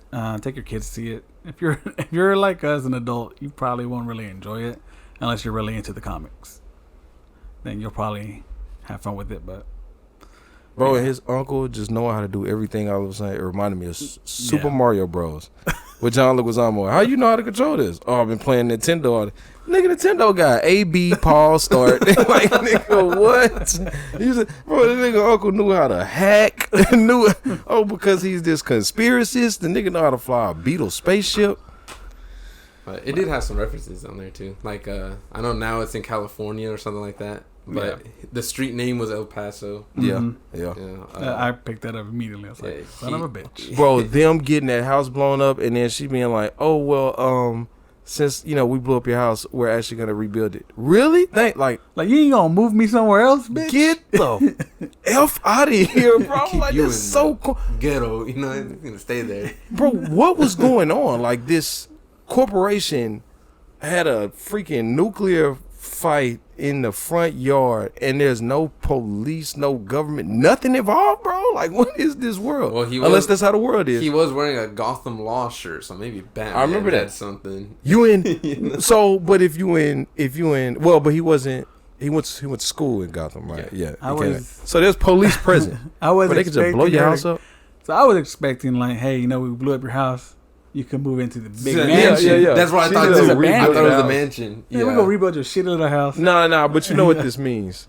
She gonna rebuild the house, and then this is where he's gonna be housing the suit, and there's gonna be slide doors, secret. He's gonna have a tunnel leading to the other layer. Exactly, where the grandmother shot everybody up with the machine gun. Oh my freaking gosh! Go watch Blue Beetle. It's fun. Again, that part at the end. Now we cry. Ooh, that was deep, bro. That was deep. She was everybody's grandma. At times, she was everybody's grandmother. Getting them together. Hey, we got to save this nigga. But the dad, I just didn't know he died, bro. That's crazy. That's crazy that you felt something with just that line from the grandma, but not from the dad's speech or Jojo Lopez. So you didn't catch it when they were shocking him, and then there was like a flat line? Yeah, and then they started crying. More than likely, I was probably in this mode.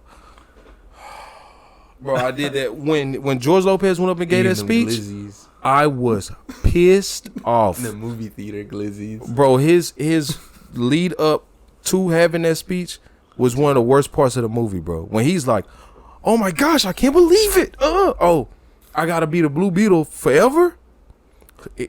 And for what reason do we ever know that he has to why he doesn't want to be the Blue Beetle? What was it doing to him? There was no, I'm a freak.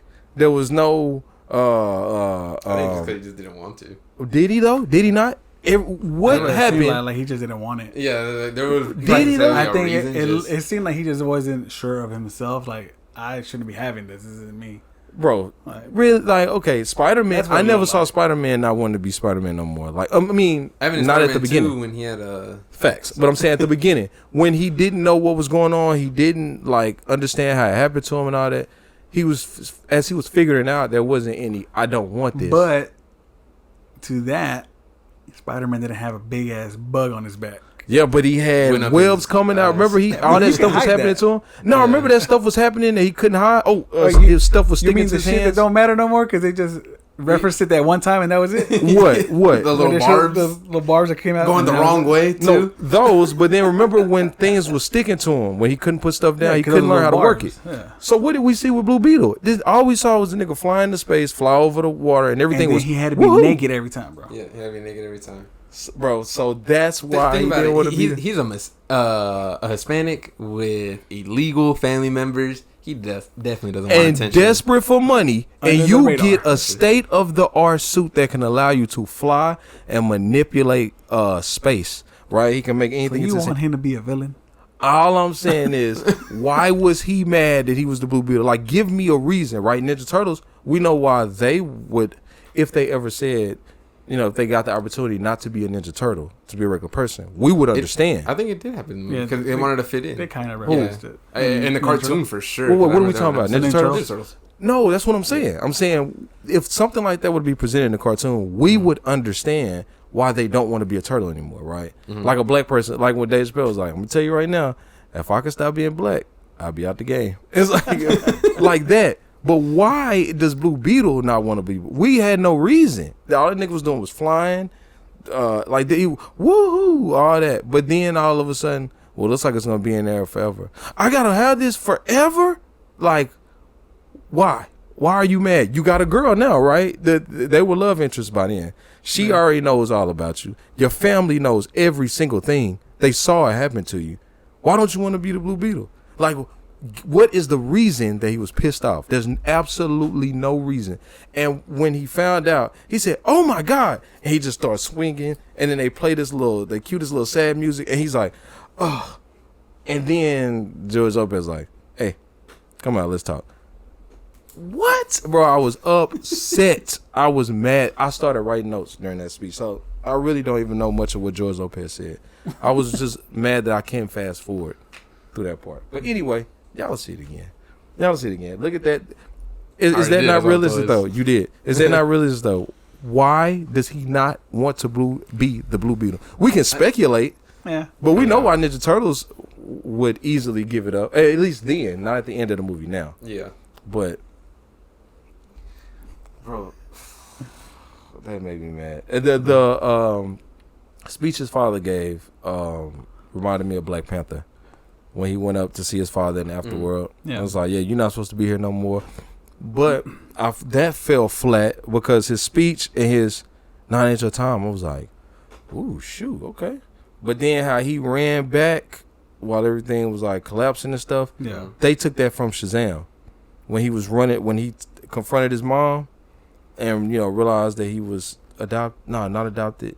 He confronted his biological mom. Yeah. And realized that she really just didn't want him, and then all that. And then he runs off the rooftop and jumps and yells. Like, that was him embracing and realizing that, Shazam's not going to let him die as long as he believes. That was like, boom. They tried to do it here. I was like, wow. Well, there you have it, folks. Episode 23. Yep. Blue Beetle. I appreciate you guys showing up, even if it is a little late. Yeah. Next time. Until next time. It's cutting to my brunch time. Everybody be safe. Stay cool. Anything else? Yeah. Is there anything else coming up? No. Yeah. Mortal Kombat comes out, the 18th? No. 20 something. Yeah. September 20th. No word on the football game. Nope. How about in 24? Yeah. We're here next week. Sure. We're here next week. Yeah, I'll take it easy. Good guys finish last. Peace.